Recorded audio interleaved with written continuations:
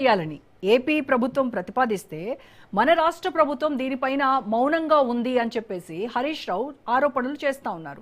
అంటే ఆల్రెడీ ఉన్నటువంటి అనుమతులను రద్దు చేయాలని వాళ్ళు ప్రతిపాదించడము, దాన్ని కూడా జిఆర్ఎంబి కూడా దీనిపైన సానుకూలంగా ఉన్నట్టుగా తెలుస్తూ ఉంది. సో ఈ అనుమతుల రద్దు విషయంలో ఏం జరగబోతుందంటారు? తెలంగాణకు సంబంధించినటువంటి నీటి వాటాల విషయంలో, మన హక్కుల విషయంలో ఏం జరగబోతోంది?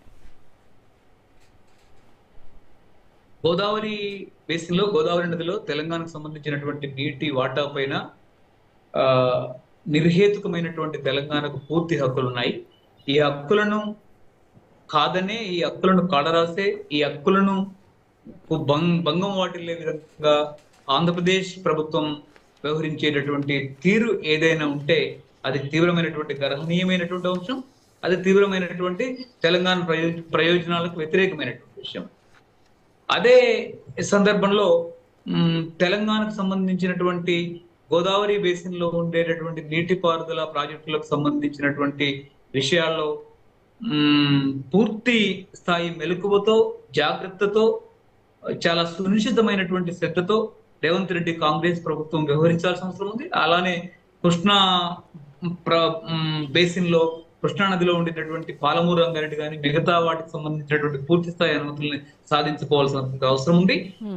ఇక్కడ చాలా కీలకమైనటువంటి విషయం, కాంగ్రెస్ ప్రభుత్వం ఒక దుర్మార్గమైనటువంటి నిర్లక్ష్యము, అశ్రద్ధ, అన్యాయము చేస్తా ఉంది తుమ్మిడిహెట్టి లాంటి ప్రాజెక్టుల విషయంలో. రాజశేఖర రెడ్డి 2008లో తుమ్మిడిహెట్టి ప్రాజెక్టుకు, ప్రాణహిత చెవెళ్ల ప్రాజెక్టుకు శంకుస్థాపన చేయడం జరిగింది. సుదీర్ఘకాలం వాళ్ళ ప్రభుత్వాలు 2 టెన్యూర్స్ అంటే దాదాపు ఒక 10 సంవత్సరాల పాటు అధికారంలో ఉన్నప్పటికీ దాని అనుమతులు సాధించడంలో, పూర్తి స్థాయి అనుమతులు ఎక్కువ మేరకు వచ్చినప్పటికీ ప్రాజెక్టుని నిర్మించడంలో ఒక దుర్మార్గమైనటువంటి అన్యాయము, నిర్లక్ష్యము జరిగింది. చివరికి రేవంత్ రెడ్డి ప్రభుత్వం తుమ్మిడిహెట్టి, ముఖ్యంగా తెలంగాణ ప్రయోజనాలను పరిరక్షించేటటువంటి గోదావరి బేసిన్ లో మొత్తంలో కూడా దిగువ గోదావరి లేతే మిగతా వాటన్నిటి సందర్భంలో కూడా మధ్య గోదావరి, ఎగువ గోదావరి, మిగతా అనేక సందర్భాల్లో నీటికి సంబంధించినటువంటి కొరత ఉన్నప్పటికీ, నీటి సమస్యలు ఉన్నప్పటికీ మనకు ప్రాణహిత బేసిన్ లో మనకు అపారమైనటువంటి నీటి అవకాశాలు ఉన్నాయి. అది నిర్మిస్తామని చెప్పేసి కేసీఆర్ ప్రభుత్వం అధికారం నుంచి పోయిన తర్వాత రేవంత్ రెడ్డి ప్రభుత్వం అత్యంత ప్రాధాన్యమైనటువంటి హామీగా తెలంగాణ ప్రజలకు హామీ ఇచ్చి, అనేక హామీలతో పాటు ఇది ముఖ్యమైనటువంటి హామీగా హామీ ఇచ్చి 2.5 సంవత్సరాలు గడుస్తున్నప్పటికీ అత్యంత కీలకమైనటువంటి తుమ్మిడిహెట్టి ప్రాజెక్టు, ప్రాణహిత ప్రాజెక్టు పైన ఈనాటికి కూడా తగిన శ్రద్ధ వహించకపోవడము, దానిపైన నిర్మాణం పైన ఏమాత్రం కూడా దానిపైన శ్రద్ధ వహించకపోవడం అనేది తీవ్రమైనటువంటి తెలంగాణ మొత్తం ప్రయోజనాలకి, 4 కోట్ల మంది ప్రయోజనాలకి తీవ్రమైనటువంటి ద్రోహం తలపెట్టడమే.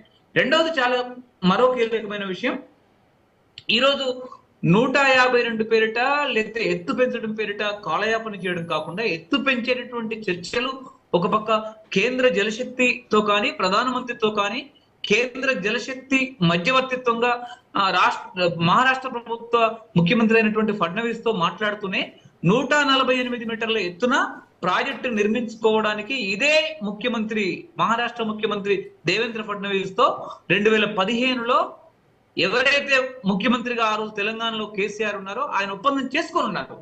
148 మీటర్ల ఎత్తున ప్రాజెక్టు నిర్మించుకోవడానికి పునాది అవసరమైతే 155 మీటర్ల ఎత్తున 155 వేసుకోవచ్చు, 160 మీటర్లకు పునాది వేసుకోవచ్చు, 152 మీటర్లకు పునాది వేసుకోవచ్చు.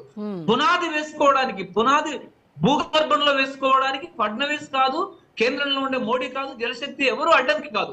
148 మీటర్ల ఎత్తు దాటితే సమస్య. కాబట్టి అక్కడి వరకు నిర్మించుకోవడానికి ఈ 2.5 సంవత్సరాల్లో మీకు ఎవరడ్డం వచ్చారు? తెలంగాణ నీటిపారుదల ప్రయోజనాలని ఈరోజు దుర్వినియోగం చేయడానికి, వాటిని వినియోగించుకోవడానికి ఈ రోజు ఉన్నటువంటి రేవంత్ రెడ్డి ప్రభుత్వం కారణం కాదా? తెలంగాణ నీటిపారుదల శాఖ కారణం కాదా? ఆ రోజు రాహుల్ గాంధీతో రేవంత్ రెడ్డి ప్రభుత్వం కాళేశ్వరం ప్రాజెక్టు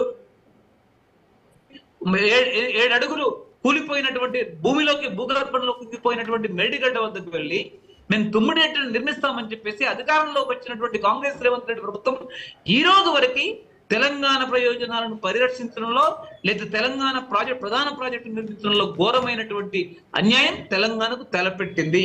ఇది ముమ్మాటికి వాస్తవమైనటువంటి విషయం.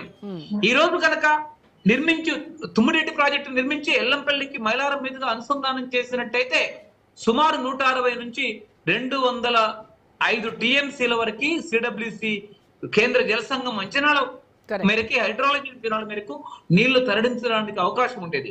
ఈ రోజు టిఆర్ఎస్ నుంచి నీళ్లు ఎత్తిపోయొచ్చు అనేటటువంటి వాదనకి అవకాశం ఉండేది కాదు. అంటే కాంగ్రెస్ పార్టీ గత 10 ఏళ్లలో రాజశేఖర రెడ్డి కాలం నుంచి రోషయ్య, కిరణ్ కుమార్ రెడ్డి ప్రభుత్వంలో అనుసరించినటువంటి అత్యంత తెలంగాణ ప్రయోజనాలకు తుమ్మిడిహెట్టిని తీసుకురావడంలో ద్రోహం చిత్తన వల్ల ఈ రోజు రేవంత్ రెడ్డి ప్రభుత్వం అనుసరిస్తున్నటువంటి తప్పుడు విధానాలు, అత్యంత ప్రమాదకరమైనటువంటి విధానాల వల్ల ఈ రోజు తెలంగాణ ప్రయోజనాలకు నష్టం జరగడంలో కూడా 152 పేరిట చర్చలు జరుపుతూ 152 పేరిట ఒక పక్క నిర్మాణం జరుగుతుండగానే 152 మీటర్ల ఎత్తున చర్చలు జరపడానికి అవకాశం ఉంది. కింద పునాది, ఇప్పుడు ఆల్మట్టి కింద పునాది 20 మీటర్లు 30 మీటర్లు లేపుకోవడానికైనా కింద పునాది వేసుకొని వాళ్ళు ప్రతిసారి 5 మీటర్లు 10 మీటర్లు ఎత్తు ఆల్మట్టి ఎత్తు కర్ణాటకలో పెంచుకుంటున్నారు. ఆ విధంగా కృష్ణా నీటిని ఎగోనే తెలంగాణకు రాకుండా, రాయలసీమకు రాకుండా, లేదా కోస్టల్ ఆంధ్రకు రాకుండా, దిగువ ప్రాంతాలకు రాకుండా ఆల్మట్టి వాళ్ళు ఆపుకుంటున్నారు.